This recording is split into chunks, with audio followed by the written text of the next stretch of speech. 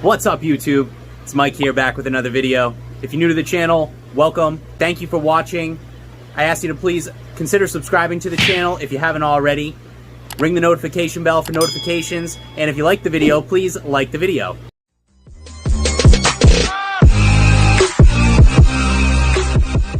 So for the most part, I've always kept all the fish downstairs. Basically, this is the fish room. This is how I want to keep it. I would rather just have tanks in the basement, so I can have all the big tanks, all the small tanks, everything in the basement in one place, and that's how I want it to be. But if you're new to the channel, you might not know that I do actually have one tank upstairs. It's 125 gallons, and I basically never show it. I have this 125 gallon glass aquarium upstairs. This is kind of like our second living room. I've had this tank up here for about 5 years now, something like that, 4 or 5 years, and it's gone through some changes and different grow outs and growing out different fish and whatnot, but right now it's been just guppies and this Maboo puffer. So we named him Wasabi, and again, he looks stressed, but trust me, this is how he always looks. And again, had him for about a year now. Loves his clams, as you can see, and he is a very cool fish, very responsive to food, but again, not a very active fish, very boring. I've been saying for years that I want to break this tank down altogether, and it is getting close to that time. But what I'm going to try to do is I'm going to try to move this guy downstairs to a more active tank, see if that kind of livens him up. I'm going to leave this set up for a while just in case something goes wrong. I can move him back. But for now, we're going to move him downstairs to a big community tank and see how he does. Back down in the fish room, I've got this big community tank of multiple different types of cichlids and little catfish, all kinds of random fish that I'm growing out in this 300-gallon acrylic aquarium. Now, it is a very active tank, but I've seen people keep Maboo puffers with some crazy combinations of fish, so I think it's going to work. The only questionable fish I would say that can get aggressive would be the convicts, but these ones seem to leave everything alone. So, for instance, this eel here, this tire track eel, who loves food, as you can see, I would consider him a sensitive fish. There's a lot of sensitive fish in here, and nothing gets bothered by pretty much anything. So, I'm going to give it a shot, putting the Maboo puffer into this aquarium. Worst case scenario, if I see something picking on him, I can move him back up to the 125 immediately. Again, I'm going to leave the tank running with the guppies in it, so it'll stay cycled, and that tank is ready for him to go back in if there is an emergency. But I really want to give it a shot.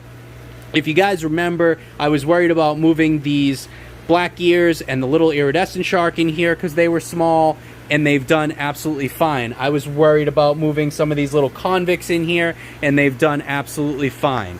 So, as for aggression, again, I think the only thing I'd have to worry about is these convict hybrids here, and they have been fine with everything else. So, let's move the Maboo puffer down to here and see how he does in the 300-gallon community tank. So, back upstairs, people have made a lot of mistakes when catching Maboo puffers or any puffer. One of the keys is to not keep them out of water. So when a puffer puffs up, you do not want it to be puffed up or inflated when it is out of water. It can suck in air and it can die. So it's very unhealthy for them to be kept out of water at all. And usually the stress of being taken out of the water will cause them to puff up. Not all of them die when it happens, but it is very, very risky. You really don't want them to puff up. So, this is going to be very stressful for this puffer. Again, he's already very timid. I'm going to attempt to bag him rather than net or put him in a bucket and try to flop him around. I'm going to try to bag him. That will also give me the opportunity to float him downstairs to help adjust to any temperature changes. So, let's try to bag him.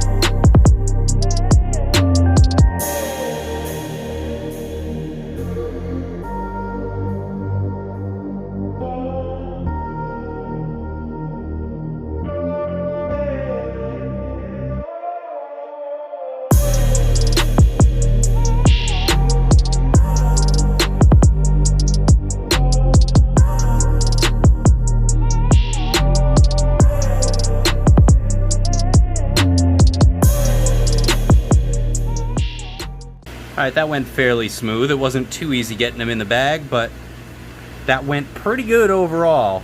So he doesn't have a ton of oxygen in that bag, so I don't plan on floating him very long. But I'm going to float him for like a couple minutes just to make sure temps are fairly similar, and then we will just drop him right in. Okay, let's do the release.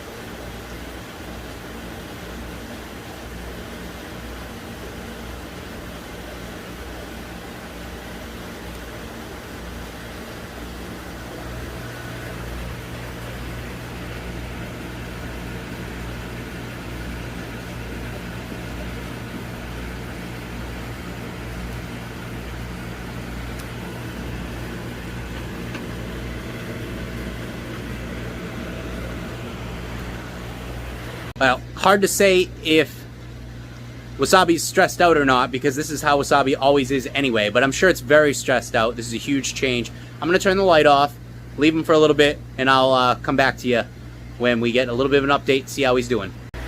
So it's been a few days, and as you can see, Wasabi is kind of a completely different fish. I'm blown away by how much different he acts in this tank. He does lay on the bottom when I'm not around, but now when I'm around, he absolutely does this. He begs for food. He seems super comfortable in here. He doesn't have a scratch on him. He doesn't have a frayed fin. Nothing has bothered him at all. So obviously, we will be needing to move out that red-tailed cat and the arowana eventually. I can also move, and I don't even know where he is, but I can move a few other things. My chocolate cichlid and the viejas and spillum. Those can be moved to bigger tanks eventually. But for right now, everything is getting along really well. He's doing great. He's been eating every day that I've fed anyway. I try not to feed him every single day, but he's been eating really well on shrimp. He does like this spot, though. I have noticed he will go down and sit there. But when he thinks I'm going to feed, he comes up right to me. Next move, that silver arowana. Silver arowana is going to be going to the 1500.